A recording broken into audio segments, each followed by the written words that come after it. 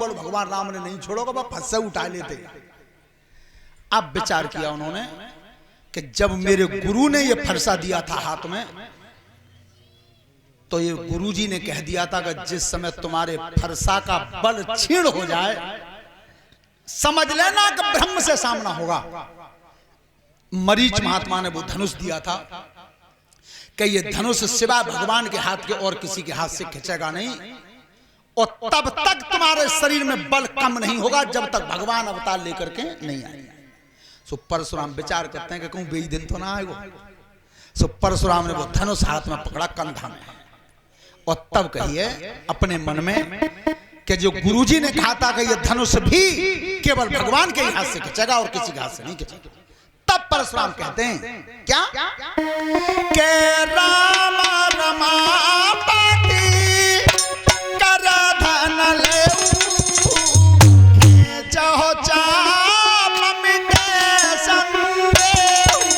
राम सिया राम बोलो राम सिया, राम सिया राम बोलो। ध्यान रखना, वो धनुष उतार के भगवान राम के हाथ में दिया, उसी समय भगवान राम ने डोरी को पकड़ के कान तक खींच दिया। सो परशुराम समझ गए कि भगवान का अवतार। कैसा समय था, आज कोई किसी को प्रणाम करना नहीं चाहता, लेकिन परशुराम जी जब राम का अवतार जान लेते हैं तो मन ही मन परशुराम राम को प्रणाम करते हैं, और जब राम क्षत्रिय कुल में अवतार लेकर के आए हैं तो मन ही मन में भगवान राम परशुराम को प्रणाम करते हैं। अपने अपने प्रणाम करके हटे परशुराम जी चले। इधर महाराज दशरथ को जब पता चला कि तुम्हारे पुत्र राम ने धनुष तोड़ दिया है, देखिए समय कम है, रामायण की कथा बहुत अच्छी लगती है, तो उस समय भगवान ने धनुष तोड़ा तो महाराज दशरथ जी बारात लेकर के आए थे, तो द्वैतो लड़का पहले ही आ गए थे, और भरत और शत्रुघ्न अब आए हैं। लेकिन एक बात सब श्रोता बंधु ध्यान से सुनना, मैं खासकर इसलिए कह रहा हूं कि आजकल अगर या दुनिया में कोई राक्षस सबसे बड़ा पैदा हुआ है तो वो है दहेज। जिन जिन ने रामायण पढ़ी हो, मैंने तो पढ़ी है खूब, पर मोई काउ पेज पे लिखी नहीं मिली।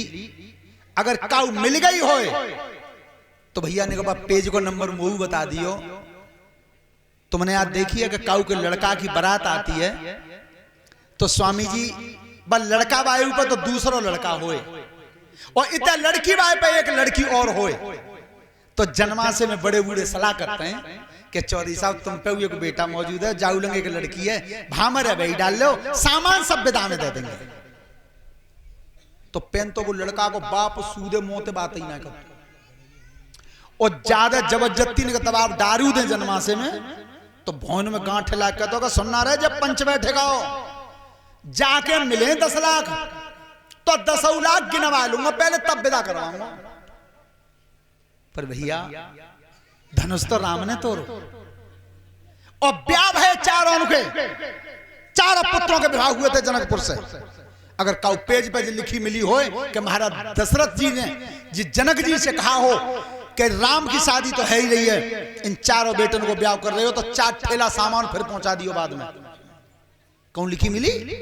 नहीं, कहीं मांगा तो है नहीं मांगा। पर सुनो बेटियां, एक बहुत अच्छी बात बता रहा हूं, सब बहनें तो ताली बजा दें जो बात मैं बताने जा रहा हूं, पर स्वामी हरिदास महाराज जी ये पीछे वाले नहीं बजाएंगे, नहीं बजाएंगे। क्यों? कि ये बात इन पे लागू है रही है तात है। तो सुनो बहने हो, तुमने देखा है कभी कि लड़की जब विदा होती है घर से, बिटिया जब विदा होती है घर से, तो वो बाप की जेठ भर के रोती है, और बाप के कंधा पर सिर धर के बाप के कान में कछु कहते हैं। माले में क्या कहते हैं हम बता रहे हैं, और कही बे भाई बात अच्छी लग जाए तो सब बहनें ताली बजाना जब अच्छी लगे तब।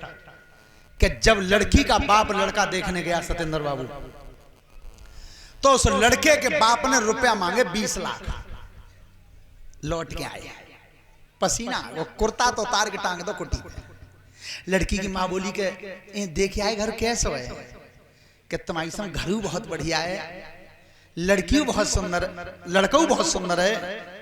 मानिकपुर पे दुकानें बन रही हैं, पर बेचो रुपया 20 लाख मांगे, रोई।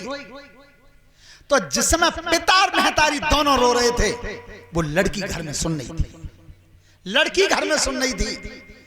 तो उसने दुखी होकर के पेट में घूंसा मारो, भगवान आज मैं नहीं होती तो मेरे माँ बाप को रोना नहीं पड़ता। लेकिन सुनोबा ने कही अपनी घरवाली थे, चिंता मत करिए, चाहे वो बद बेचने पर है, चाहे चीज बद बेचनी पड़े, चाहे खेत को इकरारनामा करना पड़े, पर ब्याज जाएगा। मैंने सब कुछ तैयारी की, कर्जा तक लिया और विवाह उसी घर में कर दिया। और ध्यान रखना, वो लड़की देख रही थी उस दिन जिस दिन बाप रो रहा था। तो आज जब विदा भई और लड़की कार में बैठ हुए भाई, तो लड़की ने बाप के सिर पे, बाप के कंधा पे सिर रख दिया और तब कान में कही, पिताजी जे कार के जौरे मेरे ससुर साहब खड़े हैं, इनने दहेज के ऊपर उस दिन तुम्हें रुबा दिया। अगर मैं तुम्हारे अंश से पैदा हूं तो जिनने तो तुम्हारी आंखन में ते आंसू निकलवाए, और जब ससुर के मैंने घोंटुन में ते निकलवा दे तो तुम ते पैदा ही ना। सो देखो है तुमने, जाकन बहू घर में आते और ताकन बहू नाराज भाई, सो जालंग को लोटा जालंग के कोने में, जालंग की थारी जालंग के कोने में, को जाम है मार, को जाम मार, और घर में घुस के किवाड़ बंद करके जो साकत दे के बैठी। अब ससुर साहब कह रहे हैं, सुनना रही ते समझा के बाप भैया ने फोन करवा दे, कछु कर लो तो खेत तो बिके जाओ, बचेंगे नहीं। अब कैसे तू जल्दी बुलवा, क्यों कहा तादना तो बाप को रुवाया तुमने। तो वो लड़की बदला लेने की कहते हैं बाप ते कान में। तो ध्यान रखना, दहेज सत्येंद्र बाबू आंधी में हल जाए आम, और ब्याह में जो मिल जाए दाम, और गिनवे की कोशिश मत करो, और रह गए सो रह गए। जब कड़ाई मत करना, अगर कड़ाई करोगे तो बहुत दुखदाई है, समय गलत चल रहा है, बहुत गलत चल रहा है। सास और बहुएं सब ध्यान से सुनो, जा समाज में बहुएं बैठी हैं, सासू बैठी हैं। जब जमाने में अगर बहन जी सूत नहीं है तो तुम्हारे परिवार में नहीं है। पुलिस वाले स्टाफ में सूत करते हैं। तुम्हारे यहाँ प्राइवेट बस चल रही है, कोई प्राइवेट बस को मालिक पीछे बैठ जाता तो पीछे तो उंगली कर देता है कि मैं स्टाफ हूं। ड्राइवर तक कह देता है मैं स्टाफ हूं। और सबसे ज्यादा बुरी हालत है तो त्यारे स्टाफ की है। क्यों? कि सास भी एक नारी है और बहू बन के आई है, बहू एक नारी है। तो सबसे ज्यादा अगर बहू परेशान कर रही है तो डुकरिया कर रही है। हमेशा ध्यान रखना, जाए तो कह देती हूँ कि बहू ने धोती ना धोई, पीठ पे हाथ ना मारो, रोटी ना चंदिया ना डाली। तो एक बात ध्यान रखना माताजी, अपने लड़का की बहू को और अपनी बेटी को तखरी में बराबर तौल लेना। अगर खाता न हो तो मेरे नाक कान काट देना, करना यही पड़े। ध्यान रखना, उस समय जब भगवान श्री राम, भरत, लक्ष्मण, शत्रुघ्न चारों का विवाह जनकपुर से हुआ, चारों का विवाह। और जैसे ही महाराज दशरथ जी चारों बहुओं को लेकर के घर में आए हैं, एक बहुत अच्छी शिक्षा की बात है यहाँ रामचरितमानस की, कि आज भी बहू जब घर में आती है तो मुंह दिखराम नहीं होती है। होते तो कोई नातेदान दे जाए घड़ी, और कोई दे जाए तोड़ियां, कोई दे जाए धोती, कोई रुपया ही दे गई। पर सबसे ज्यादा कीमती चीज कौन देता है? जो सास होता है सलीसो पीछे थे। तो आज सबसे पहले सीता का मुंह देखा है केकई ने, और केकई ने सीता के चेहरा को देख करके, बेटी सीता, अयोध्या में जितने भी भवन बने हुए हैं सबसे ज्यादा सुंदर राजभवन सोने का मेरे पास है, और वो आज से मैंने मुंह दिखरामनी में वो सोने का राजभवन मैंने तुझे दे दिया। ये केकई ने दिया। चूड़ामर्दी सुमित्रा ने। अब पीछे तो नंबर आवा असली सास को, कौशल्या को। ध्यान रखना, सभी बहुएं सुनना, सभी सास बनी वो सुनना। तो उस समय आज सीता जी सामने बैठी थी तो कौशल्या विचार करती हैं कि जब मेरे अयोध्या में सबसे ज्यादा कीमती चीज थी केकई के पास, और केकई ने वो दे दी। अब जाते ज्यादा कीमती वस्तु मेरे पास कोई है ही नहीं जो मैं अपनी बहू को दूं। तो कौशल्या ने घूंघट पकड़ लिया, तब कही, बेटी सीता, जा अयोध्या में मेरे पास कुछ भी नहीं है, पर आज से मोह दिखरामनी में मैंने अपना बेटा राम तुझे दिया। ये दिया मोदक रामनी में। और आज सास बहू में झगड़ो है जावे तो बहू कह रही है कि डुकरिया में आदमी की कमाई खाते था तो भौं मार रही है। विचार कर, अरे पागल, तेरे आदमी से पहले तो वो उसका बेटा है। 18 वर्ष पाल के और तब तेरा आदमी बनाओ। तो बेटे पर सबसे प्रथम अधिकार होता है महतारी का। अब जितो न्याय आई गई, अब सास बनियो सो सुन लो। काउ तरह गरीब घर से कोई बहू आ जाए और बहू पैरे हो 98 वर्ष के कुंडल। अरे कैमरा भाई तुम बैठी सकते हो ना। 98 वर्ष के कुंडल पैर के आई होए और सास 3 तोले के झाले पैरे होए, शोभा नहीं देगी। शोभा माता जी कब दे गई? तब तुम जी कह दो कि बेटी जे कुंडल दे दे मोयो जे झाले ले ले, तब शोभा दे गई। ऐसे तो नहीं दे दे। पर तुमन देखो काऊ काऊ गांव में डुकरिया भारी कुंडल ना बनवा ले तो भारी झाले तो धोबती न्याय के लिखाते फिर ऐसा मत करियो कि सतेंद्र बाबू का डुकरिया ने पूरे जीवन को कोचा करके खड़ुआ बनवा ले। खड़ुआ अब खड़ुआ बान में डारे पूरे गांव में डोली काऊ ने देखे न काऊ ने देखे न काऊ ने कुछ नाम बरी करी। सो पूरे गांव में डोंतरे से डोकरी ने खसिया के मढ़ैया नाच दे दी। जो मढ़ैया में आग लगी सो गांव के नई नई लड़का भाजे नई नई उम्र के भैया डुकरिया मढ़ैया जरगी चलो बुझाया हमें। सुबह बाल्टी भर भर के पानी मार रहे हैं। सुबह डुकरिया ने कही लला जालंग मारिए, जालंग मारिए, इतना बुझाइए, इतना बुझाइए। सो कौए को बालक ने कही कि अम्मा खड़ुआ कब बनवा ले? ये ते चेट का वजह जब पहले कह देते तो मढ़ैया में आज काय देती में। ध्यान रखना, इससे कुछ नहीं होता है। हमेशा बेटी के रूप में बहू को मानना स्वीकार कर दो। और एक बार ध्यान रखियो माता जी तुम तो ज्यादा जानती हैं बहू में। तुम जिकाओ का वहीं उससे आ रहे हैं कितो बदलो पटावो जानती हैं कि काऊ तरह तुम देखी बहू ने रोटी बनाई और पस्सी के थारी में दही और सास ने कोरा तोरो सो थारी मन ना दी। अरे देखे थे मेतरिया ने कहा सिखाओ जा मैं कुत्तो नोनू है और जो रोटी है कलम कच्ची है। बहू ने की माता जी नाराज मत हो, दोबारा बना दूंगी। दूसरी बार बना के दही पस्सी के दही खूब हाथ जोरे पर डुकरिया को मुंह सूदो नहीं भाव ना भाव। हौले हौले धीरे धीरे रोटी कत रही, खबात रही, गारी सुनत रही। होरिया होली पकड़ ली बहू ने। सो कई होली बाई दना खूब घाम पड़ लगा सतेंद्र होरी पे के माता जी जा घर में सास होते ता में बहू का रहिया बना बैठे थे। चुकाऊ में लिख रही है, कौ किताब में लिख रही है, कौन लिख रही हो तो हमें बता दो। पर बहू का चक्कर में कर रोटी रोजाना भैया 1-1 घंटा आज करैया चले 8 घंटा।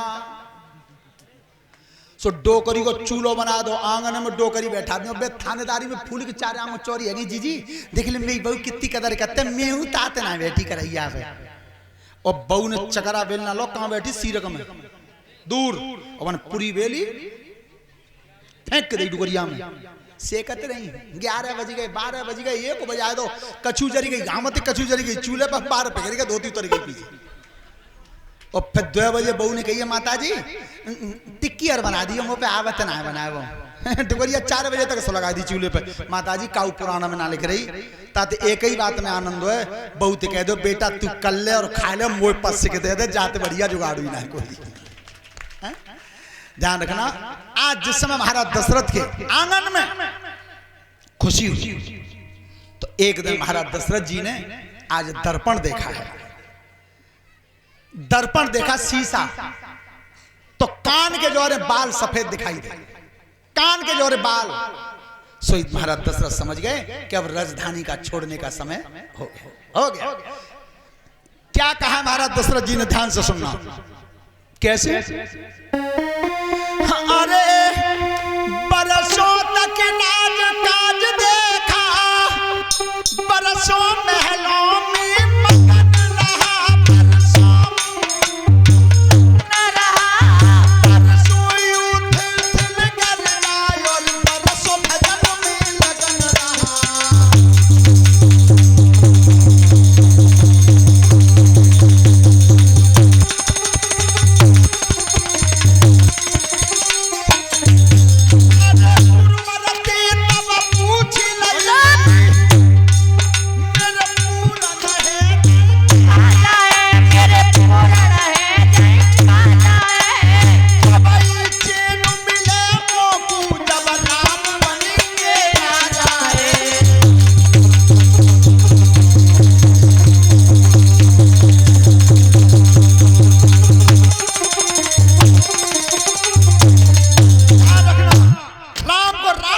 करना चाहता हूं गुरुजी समय बता दो। लेकिन गुरुजी क्या कहते हैं कि महाराज दशरथ, जिस समय, जिस घड़ी में, जिस मुहूर्त में तुम राम के ऊपर मुकुट रख दो वो ही सबसे ज्यादा श्रेष्ठ है। ध्यान रखना, समय नहीं बताया। अब महाराज दशरथ जी हाट बाट घर गली अथाई कहें परस्पर लोग लुगाई अयोध्या को सजाया गया। और जब भगवान राम को पता चला कि अयोध्या नगर क्यों सजाया जा रहा है, तो कैकेयी ने कहा कि तुम्हारा राज तिलक होगा। एक बात सुनना बहन जी, कैकेयी थी तो तुम्हारे स्टाफ की थी। कैकेयी जो थी तुम्हारे स्टाफ की थी, एक नारी थी। लेकिन कैकेयी को कभी गलत दृष्टि से मत देखना। कैकेयी सबसे ज्यादा अगर प्यार करती थी तो कैकेयी करती थी राम पे, राम के ऊपर। तो उस समय भगवान राम ने कहा कि मैया मैं तुझसे कुछ मांगना चाहता हूं। और देखो कैकेयी मैया के बारे में जिन्हें जिन्हें जो अच्छी बात लगे अंत में तो ताली बजा देना। कैकेयी बहुत महान रानी थी।